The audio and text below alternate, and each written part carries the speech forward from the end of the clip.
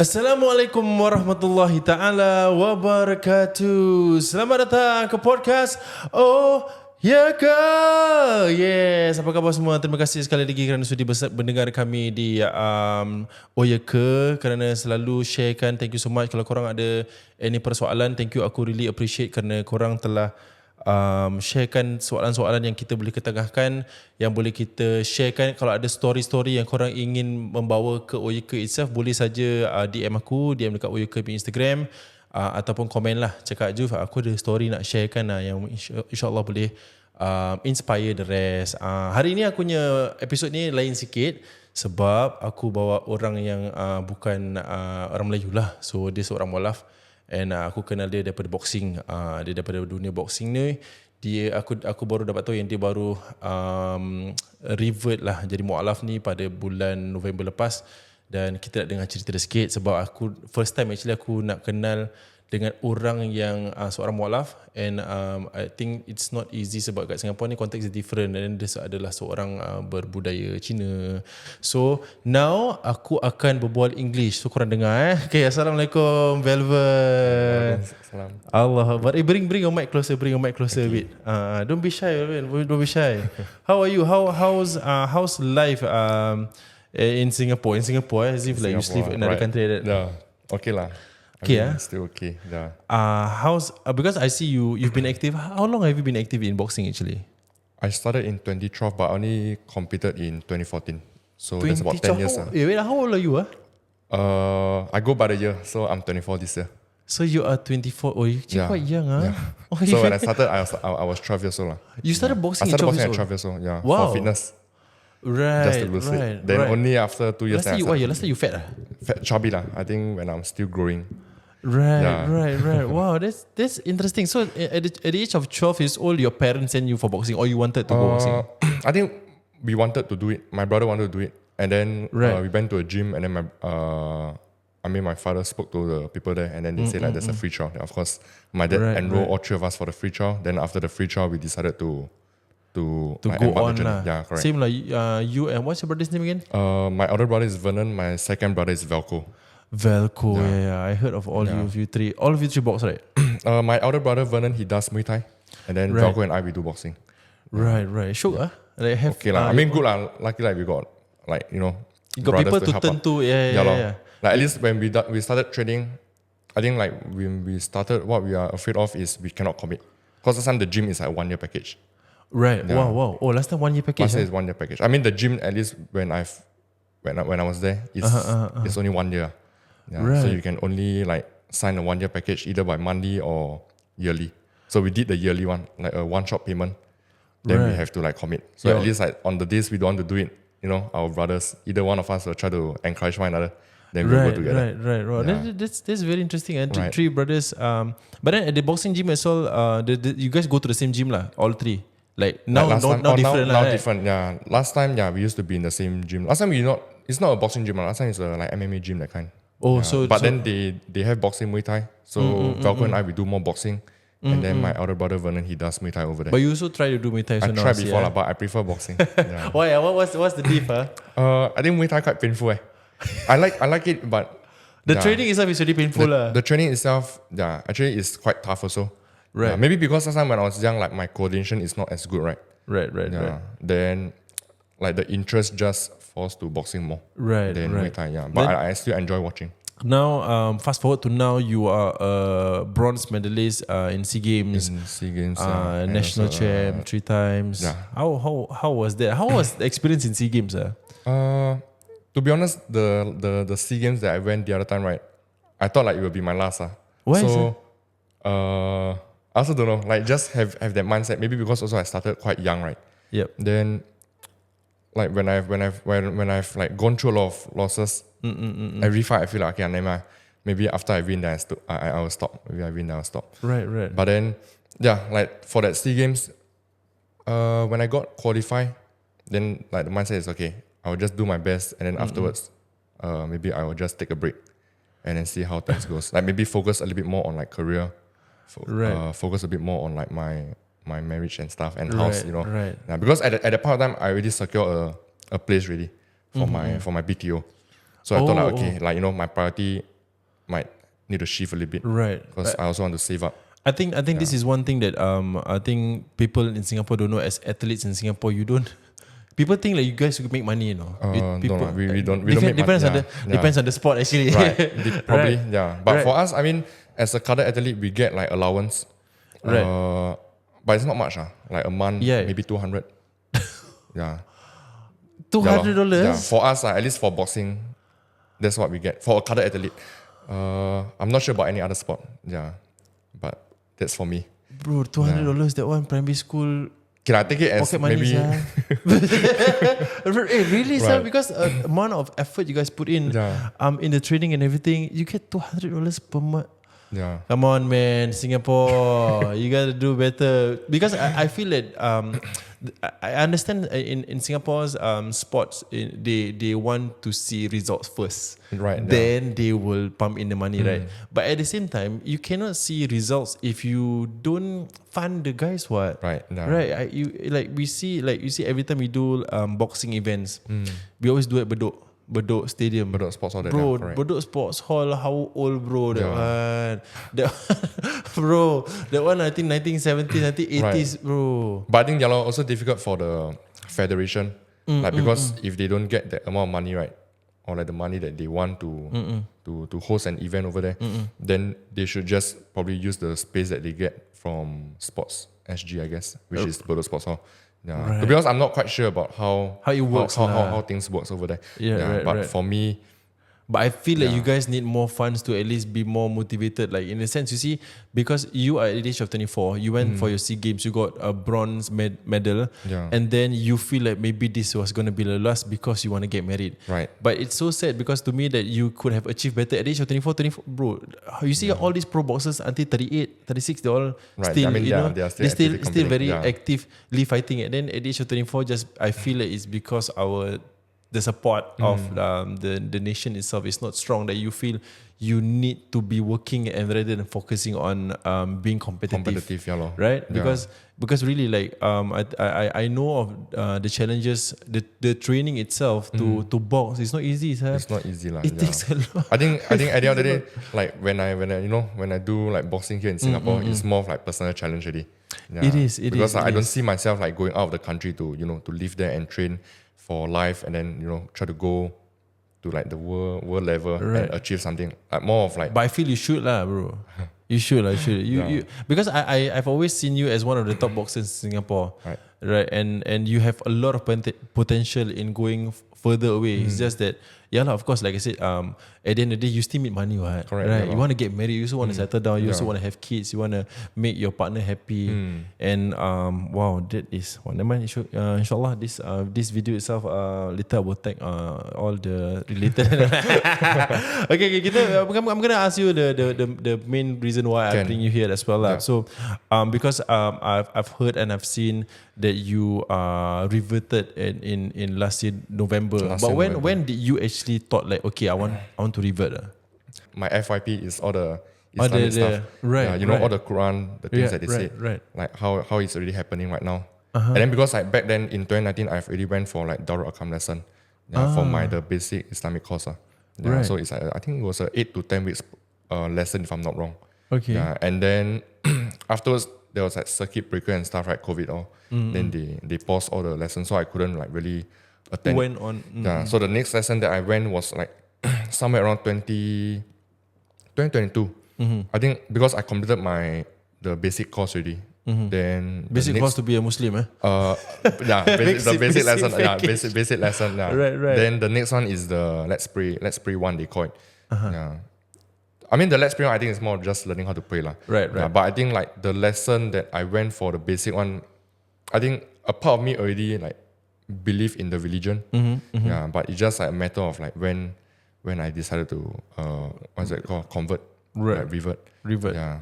And then only after last year, like during November, I thought, okay, maybe I should just convert first. Like initially I thought like maybe convert first, then I will learn more about it. But as I convert, then thankfully I started to pick up more information about the religion. Yep. Yeah, I think also because my partner she guided me through. That's good. That's Yeah. good. I wanted to ask you that, like, how's the role of your partner in your reversion? I think she guided me how to pray. Oh, so cute, Yeah. So like I tell you, like when I went to like the Let's Pray one, right? Like I have You I have got no questions, idea. what? I have no idea how to pray, and also because like when I went for the class, it's like a group setting. Right. So I always say that like I'm actually quite stressed, when I'm there because it started to relate me back to school. Back in the days in school, Right. maybe You if have let's say information to load in. yeah, Right? and then there's always someone better than you. So Right. for me, it's like when I went for the classes at Darul during the Let's Pray one, I always feel overwhelmed. Like when I see people, maybe like a born Muslim Chinese who knows how to read the Al-Fatiha. Right. And then like for me, I'm still trying to like Try learn to it phrase by memorize. phrase. Yeah. And I find it like very, very hard for me to like open my mouth out to read the verse. Right. Yeah, even like they put it in English. Right. I mean, In not English, Rumi. but alphabet. Alphabet for yeah. you to read it word by word. I find it very difficult. And then when I have to learn how to do the rakat, all this, I don't understand like why we are doing it. Like when you do the Al-Fatiha, then when you do your ruku, your sujud, all this, like that one I don't understand. I just follow it because the people are doing it, so I'm just following their step. But I don't know like why we are bending, why we are bowing, why we are like kneeling, why we have to put our head on the ground, why we have to come back up, and then why we have to like do your takbir again before you read the Al-Fatiha. All this I don't know. Only after I converted, then I think was it on the same day? No, probably on the same day itself. After I converted, because actually it was my birthday on that day. Wow. So I converted I reverted on my birthday, and then I went for my celebration, and then I came back. Then at home, my fiance she she bought me a book at I think at Bugis there. What's the place called? Din Dunia, is it? It's a bookstore. Yeah, I think where this like that place near the mosque there. Yeah, that place Arab Street area there. Okay, I forgot what's the name. I don't know what store is it like. The bookstore. She brought me in. I think we were just casually like seeing all the Islamic book. And she buy for me the kids one. Yeah, because that one is in alphabet. Right. So right. they show you like the Arabic Letters. letters, and then Alif, like bata, English, all this. Yeah. Right. So after that, from there, she bought it for me as a birthday gift. Then I went back home with her, and then she started to open up the praying, the praying thing. Yeah. And she asked you questions. Then, okay lah. Maybe she never really asked me questions, but more of like teaching me, like right, guiding you why we have through to say this, why we have to say that. Yeah. Right. And then before that, previously, I think I already learned how to recite Al-Fatiha already. Right. So she started to explain to me like what's before Al-Fatiha. Then I think like she also like tell me to take it slow because if let's say I'm still new, then I just need to say my intention. Yep. So she taught me how to step by step lah. yeah, recite in a Arabic term for the intention, the niat. Yeah. For let's say Isha, Yep. Subuh, all this. Yeah. So we started Subuh first, even though it was at night. Wow. Yeah. So I started read, but Subuh still a bit difficult for me to understand because maybe because I still having hard time waking up in the morning to pray. So I always pray my Zohor, my Asar. Maghrib a bit difficult because during Maghrib time usually I'm coaching. PT. So right. I always have to miss Maghrib Qada, and Isha. Yeah. Right. So for these 3 prayer that I have to do in 4 rakat, it's easy for me to say because I've always been saying before the prayer like the niyat. Right. So that's when like I memorized it already. And then Al-Fatiha. Other than Al-Fatiha, what else do you remember now? I only learned 2 of the surah. Okay. Al-Fatiha. I think it was Ikhlas. and Anas, the short one. Qul The 2 short a'udzu one. birabbin nas, malikin nas, Yeah. ilahin nas. Al-Falaq? Not yet. Not yet. Qul a'udzu birabbil falaq min syarri ma khalaq. Yeah. Okay. That one I haven't learned. There's 3. I think that one I heard, but then it was a bit difficult for me to. Yep. I think Al-Falaq is a bit harder to memorize. Right. An-Nas is because it's repetitive. Qul a'udzu birabbin nas, malikin nas, ilahin nas, right? Yeah. Wow. Actually, you can still do Isha though. Isha doesn't finish until Subuh. So Isha, it means you go home, right? Yeah. Isha time is until Until Subuh, yeah, correct. Yeah. Yeah, So yeah, usually when I'm done with work, then I'll go back home to my Isha.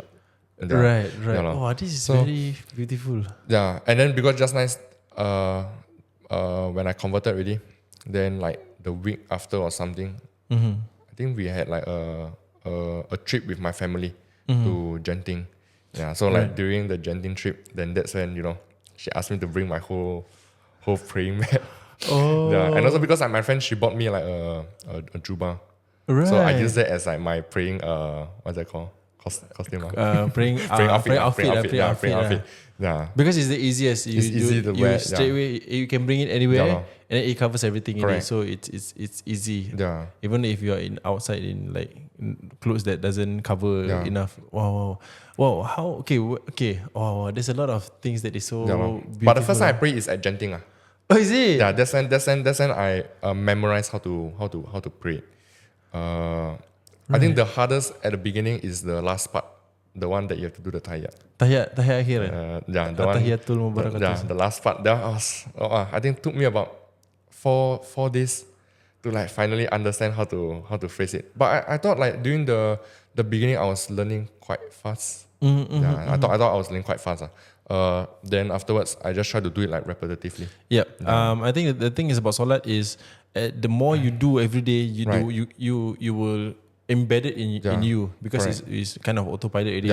So what I suggest to people is every time if you always put one thing you want to memorize first. Let's say you want to memorize rukuk, what do you read? So you just put that on the ground where you can read. So while you rukuk, you read. So every time every solat you just try to memorize that. I think one day you can actually memorize it because it's quite short also. Correct. Rukuk, takbir, iktidal, all the short ones.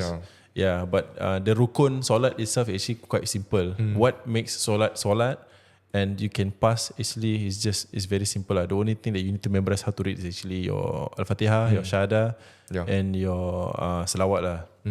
Wow, that's how okay.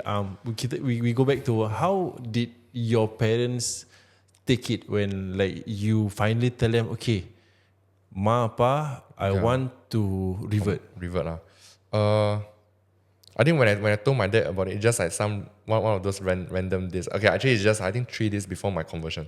Yeah, 3 days before. You booked. I booked already, but then before that I was like having like 2 thoughts already. Right. It's either I tell him after I convert, so that even if he don't agree, cannot then no choice. He Yeah. have to still accept it. Or I have to tell him, and then I just hope for the best. Whether if he can accept, then like I said, it's good. So that we save the trouble of like trying to explain to one another, trying to convince one another. Then if he says no, then I thought like even if he says no, maybe like I'm just gonna go for it lah. Maybe I'll just like let him know about the religion more. Then he will understand better. Correct.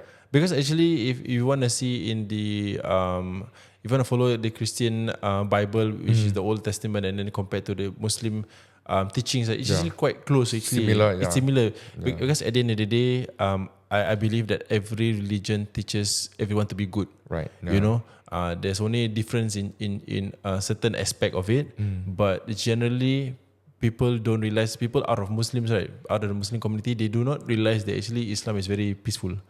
Like they will never teach you anything that is bad. Like even if someone does bad to you, if they apologize to you, you are not supposed to do anything bad to them. Like it's really peaceful religion in a sense. Sometimes you also like, wow, I need to, when you when someone did bad to you, you want a revenge. Sometimes you have this kind of hatred, right? Correct. But you cannot do it. Once you do it, then you also will sin. So you like, I cannot. Right. Wow. How's the support from your friends? My friends, I think they are quite chill. Right. They're okay with it. Yeah. I mean, I told them about it. Then, I mean, they never say anything. Say they what? just okay lah. I think I don't think they don't care also. I mean, I have very small group of friends. Right. Yeah. Because I see like you went to like Jumaat praise with Abdul and everything, right? I went with Abdul. I usually go with one of my other friend. I'm not sure if you know Abbas. Abbas, yeah. I usually go with Nationals, Abbas. right? Yeah. Abbas is Spartans. Now I think he's with Legends already. Just that he's coaching at it? Spartans. Yeah. He's Balestier, right? Used to be in Balestier, but still coaching in Balestier. With Ian, right? Is it? Now Solihin is out already. Yeah, out already? Only I see. Abbas and then a few of the other part-timers. Yeah, but he trains under Ridwan now. Oh, now he go under Because legend. Sorini is no longer in Balestier, so I think probably he need to find a coach also lah. Right. Wow. Yeah, so usually I go with Abbas, but now he's away for a month. I think he's I think he went to the UK with his sister. Wow. Or visit his sister. Yeah. Right. Okay. I want to ask you. Okay, you see, like the current context of the world. Actually, it's been like that lah. Like people have this mindset towards Muslim and everything. Were you afraid that people, or what like, were you skeptical, or were you afraid of the mindset people will give, like, wow, this guy Muslim, as a Chinese Actually, individual in Singapore? I do. Is it? Yeah, I do. I mean, yeah, a bit hard to say It's also. okay, Like, it's sometimes people can be quite racist. It is. Like it is, how to say, this is the real world. Right, yeah. Honestly, we have to face it that racism happens, and don't say which religion goes to which religion. I think every religion has its own racism. Like you will be racist towards another because you are more. Of course, you will say your own religion, right? Or you always say your own race. But I think the fear is real, especially because you people will some I don't know lah whether they will feel it that way. Some of them might feel like, oh, you're joining the minority now. Right, yeah. Right. So how do you feel about that? Like Okay lah, so far I think I haven't really like face it yet. Or do I? I don't know. I don't think I face it. Right. And I think like probably like Singapore, they are always in the neutral. It is. I think because we are a very small nation. We might be a rich nation, but we are a very small nation. Anything we say wrong, we kena, bro. So we have to really say, we have to like, okay, hello friends, everybody is our friend. We be friends with everybody, but which is not really a wrong thing because we still have to protect ourselves also. Right. But I think also because like we are so comfortable in like being neutral, you know. Not speaking up. Yes. Then like this kind of things happen. Right. Yeah. Okay. Is there anything that you want to share with me? Like, what's the difference now that you are Muslim and compared to last time before this? What do you feel like is the difference now, or do you feel different? Or you feel more calm, or you feel more aligned to what you want to do?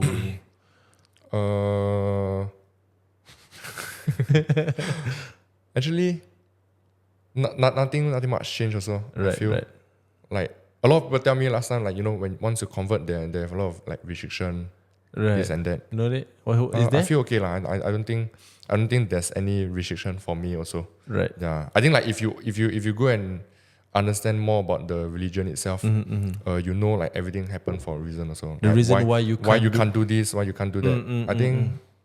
I think when you really choose to understand it, you can actually blend it quite easily. Yeah. And also like, how they always say like this life, everything is just temporary. It is. Yeah. It is. Yeah. So to me, I think I just try to. Let's say eat babi, No, I don't. I don't eat pork since young actually. I don't eat pork. Then I don't drink also.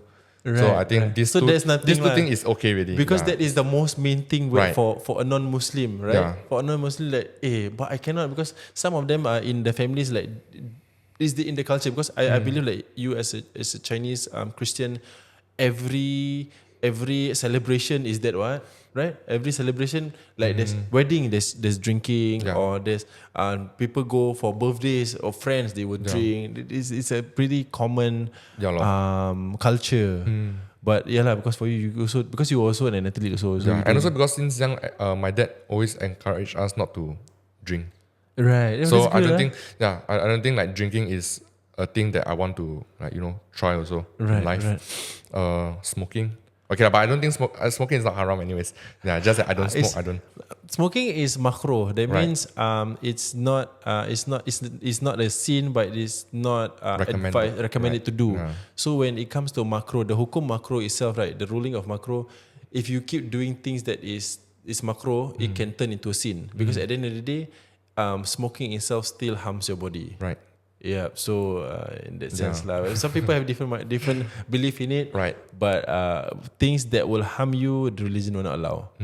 So because there are some people that will say like, oh no, smoking is cannot because it harms you. What? Yeah. The religion doesn't allow you, so you cannot. In that sense, this one you need to go deeper. Okay, last question before I end off.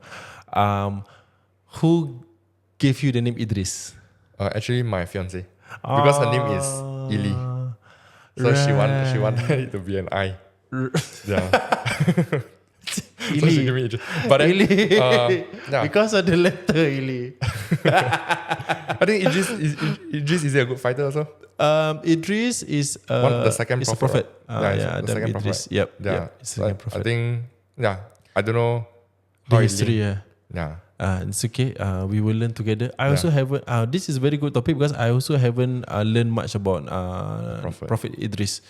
There's a lot of prophets lah, from Adam, but from Nabi Adam itself all the way to Nabi Muhammad.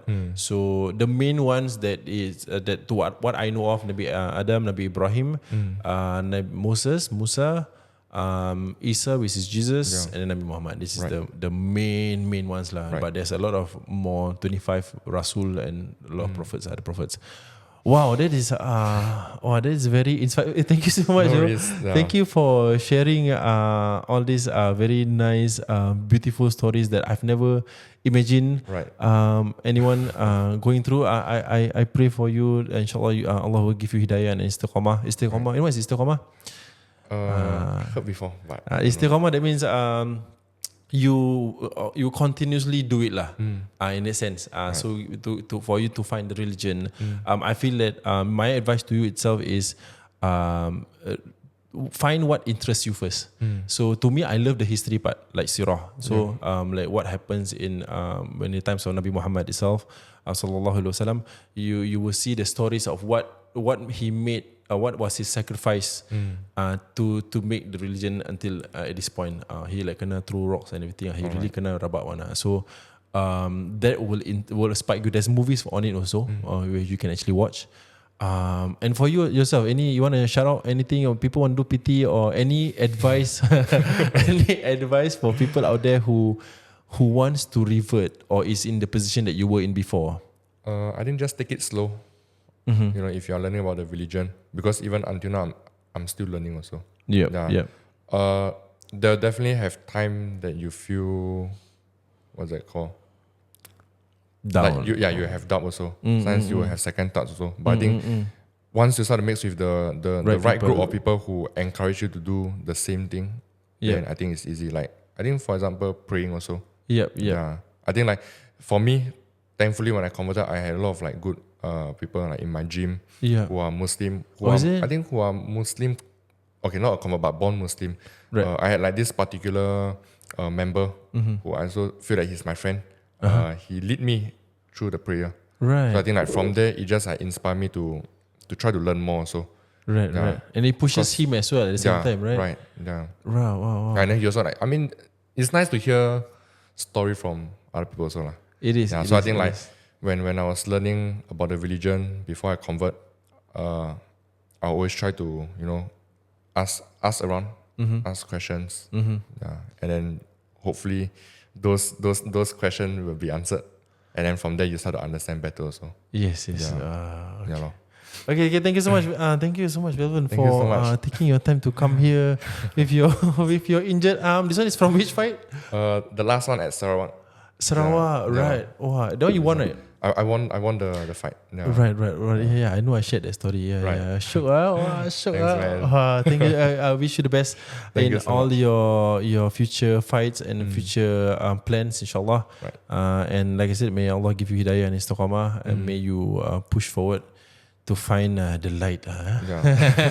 Okay, thank you so much. Terima kasih semua kerana sudi mendengar episod kali ini. Kalau korang nak ada persoalan, kalau korang nak aku membawa dia sekali lagi, boleh saja, insyaAllah. Kita bawa dia lagi setahun maybe. Kita tengok apa improvement dia, insyaAllah. Assalamualaikum warahmatullahi ta'ala wabarakatuh.